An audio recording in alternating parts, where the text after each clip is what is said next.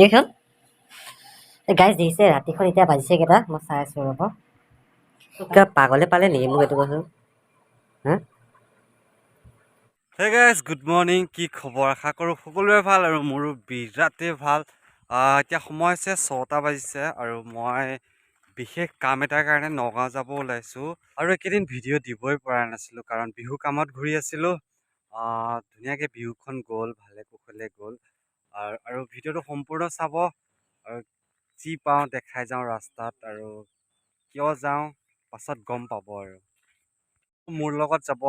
মামা ছোৱালী নগাঁৱৰ হয় তাই আহিছিলে বিহু চাবলৈ আহিছিলে হ'ল আজি 5 দিন হ'ল আহা মই ভিডিঅ'ত দেখাই নাই কাৰণ সময় পোৱা নাই ভিডিঅ'ত দেখাবলৈ আজি বাৰু দেখাম আৰু তাইকো ঘৰত থৈ আহিব লাগিব আৰু মোৰো সৰু মোৰোকৈ নগাঁৱত কাম এটা আছে আজি নগাঁৱত থাকিবও পাৰোঁ গাইজ ফাইনেলি ভণ্টি একদম পুৰা দেখিছে একদম ৰেডি হৈ গৈছে গো নামটো কৈ দিয়া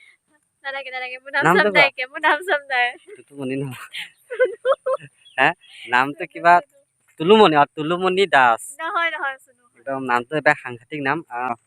বেয়া লাগিছে আজি বেচেৰীজনীক থৈ আহিমগৈ দুখ লাগিছে আজি মানে বিদায় দিম একেবাৰে বিদায় দিম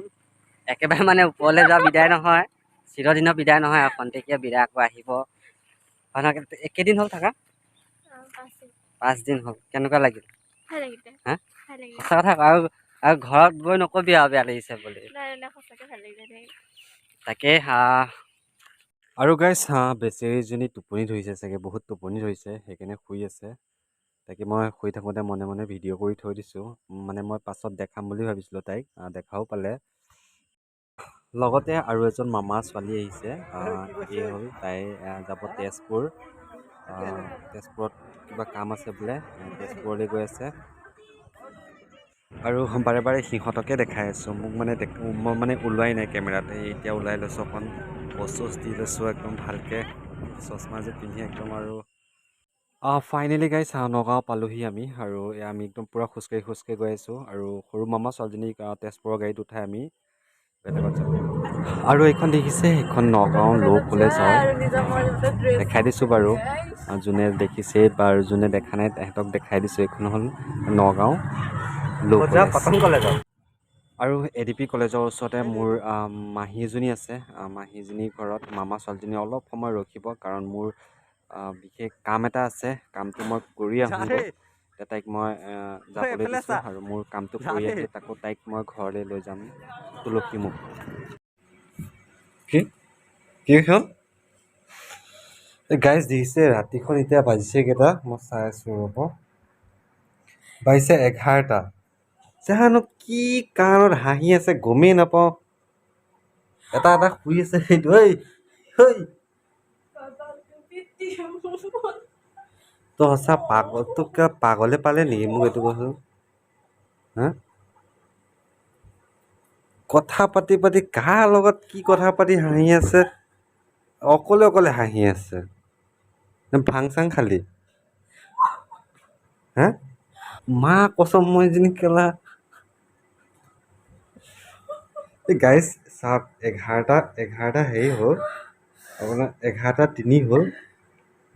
সেই এঘণ্টা ধৰি পৰা হাঁহি আছে এইখিনিত বহি কথা পাতি হাঁহি আছে মোৰ খোৱা অশান্তি হৈছে এইডালো খোৱা অশান্তি হৈছে ঐ এইটো কঁকালটো যা শুব যা থৈ যা মোৰ ৰাতিপুৱা সোনকালে উঠি যাবগৈ লাগে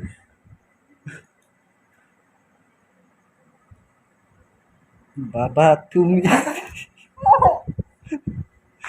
এইটো যেন মই যে ক'ত এৰিম গম পাইছে নহয়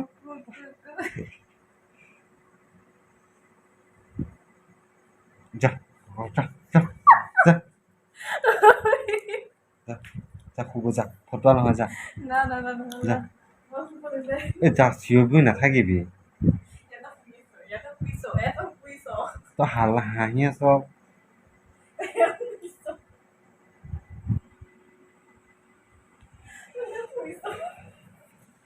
এবাৰ কিন্তু হাঁহিলে চাবি কিন্তু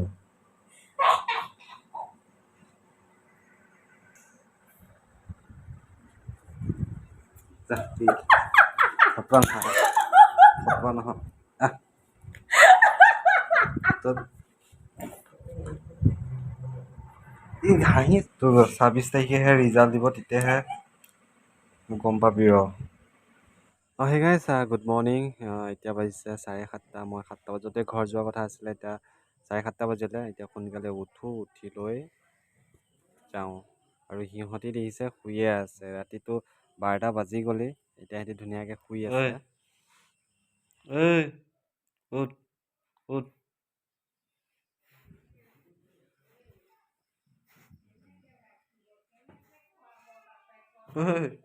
উঠ উঠ হ'ব দে ইমান শুব নালাগে দে উঠ উঠ উঠ উঠ ঐ মোক কলিজাহঁত উঠা উঠা এই এই উঠ উঠচোন এতিয়া ৰাতি যেন ৰাতি মোক কেনেকুৱা লাগিছিলে হা ঐ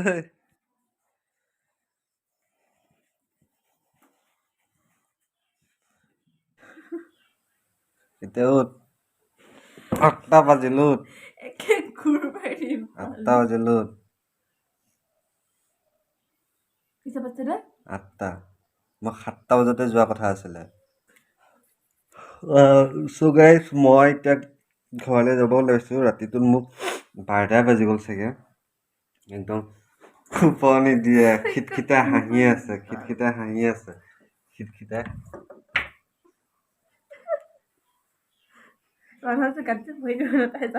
তোক পাই মই বেলেগক নিদো তোকে দিছো কাৰণ তই পাগল যেন পাগল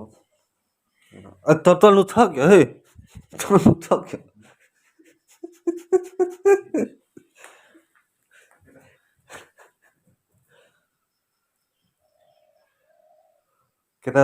কেইটা বজাত শুলি তই শু আৰু কোন শু ধেই 2টা বজাত শু আৰু কোন শু 2টা বজাতহে শুইছ গুড মৰ্ণিং ৰাতিপুৱা বাজিছে এতিয়া 8:12 মই ঘৰলৈ যাব ওলাইছোঁ তাৰপিছত ভাত দিছিলে ভাত নাখাওঁ মামীয়ে দিলে চাহকে খাই মই এতিয়া ঘৰত যাম ইয়াত দিছে একদম ধুনীয়াকৈ খাবলৈ একদম পূৰা দিছে ইয়াকে খাই ঘৰত যাওঁ আৰু ইমান দেৰিকৈ উঠা গম পাইছে চাগে পাগলীজনীক ৰাতি কি কাণ্ড কৰিছে দেখিছেই চাগে সেইবাবে ইমান দেৰিকৈ হ'ল মোৰ 7টা বজাতে ঘৰলৈ যোৱা কথা আছিলে কিন্তু দেৰি হৈ গ'ল এতিয়া তাই শুইয়ে আছে এই গাইছ ফাইনেলি ওলাই গৈ আহিলোঁ বৰ্তমান আছোঁ মই নৈত গাড়ীৰ কাৰণে ৰখি আছোঁ আৰু কিনকিনকৈ বৰষুণো দি আছে গাড়ী এতিয়ালৈকে বৰ্তমান অহা নাই তাকে ৰখি আছোঁ আৰু ঘৰৰ পৰা গৈ কাকি যাব লাগিব প্ৰগ্ৰাম এটা আছে ভণ্টিক নচুৱাব লাগিব আধুনিক নৃত্য প্ৰতিযোগিতা তাকে আজি যাব পাৰোঁ কাকি তো ভিডিঅ'টো সম্পূৰ্ণ চাব ঘৰত গৈ আৰু ভিডিঅ'টো এণ্ড কৰিম ফাইনেলি ঘৰ আহি পালোঁ বহুত কষ্টৰে আহি পাইছোঁ কাৰণ ডিপুত মিটিং আছিলে আৰু চব গাড়ীবোৰ ৰিজাৰ্ভ আছিলে এখনো গাড়ী পোৱা নাছিলোঁ আৰু আমি মানুহ আনিছিলোঁ 3জন আছিলোঁ মই আছিলোঁ তাৰপিছত আৰু খুৰা এজন তাতে লগ পালোঁ আমাৰ বকলীয়াৰ হয় খুৰাজন মানে খুৰীজন বকলীয়া খুৰাজন ননৈ হয় তাৰপিছত আমি 3জনে গাড়ীখন ৰিজাৰ্ভ গাড়ী মানে টেম্পু এখন ৰিজাৰ্ভ কৰিলোঁ ঘৰলৈ আহিবলৈ বহুত দূৰ কমচে কম 2.5 ঘণ্টামান লাগিছে টেম্পুত আহোঁতে ৰিজাৰ্ভ কৰিলোঁ তাৰপিছত তেনেকৈ আহিলোঁ 1000 টকা লৈছে ৰিজাৰ্ভ কৰোঁতে আৰু